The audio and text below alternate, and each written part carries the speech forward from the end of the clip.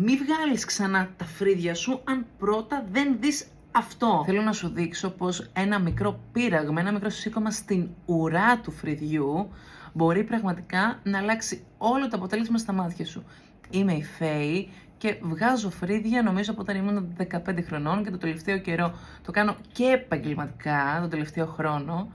και θέλω να σου δείξω, δική μου δουλειά είναι, το πριν είναι αυτό εδώ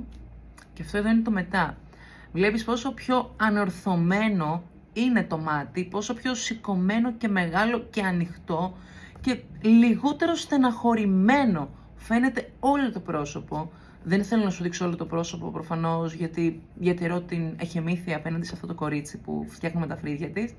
αλλά πραγματικά θέλω να σου πω ότι αυτό είναι κάτι που αξίζει πάρα πολύ να κάνεις στα φρύδια σου, ειδικά αν πέφτουν πάρα πολύ χαμηλά, γιατί θα ανοίξει όλο σου τα μάτια, όλο σου το βλέμμα, και ειδικά όσο περνάνε τα χρόνια, αυτό είναι κάτι το οποίο το θέλουμε ο κόσμος να χαλάσει.